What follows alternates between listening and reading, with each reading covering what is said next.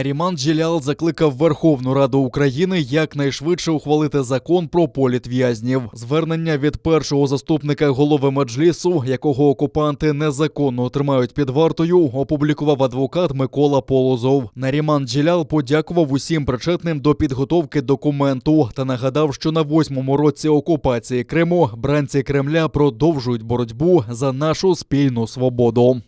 Владислав Єсипенко, якого я нещодавно нарешті зустрів у в'язниці, Раїф Февзіїв, якого абсолютно безпідставно звинувачують у тероризмі, Асан Ахтемов, що пройшов крізь тортури.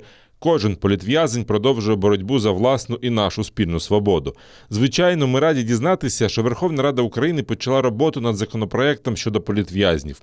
Закликаю народних депутатів щонайшвидше допрацювати цей документ та прийняти в остаточній редакції. Я хочу висловити подяку всім, хто причетний до розробки законопроекту, підтримував його та продовжують над ним працювати.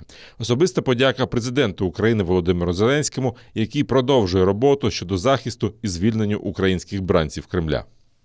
16 грудня Верховна Рада України у першому читанні підтримала законопроєкт про соціальний та правовий захист осіб, які позбавлені волі внаслідок збройної агресії Росії проти України та членів їхніх родин. Законопроєкт покликаний захистити полонених, цивільних заручників і політичних бранців, які потрапили в полон. Документ передбачає створення комісії щодо встановлення факту позбавлення волі внаслідок агресії проти України.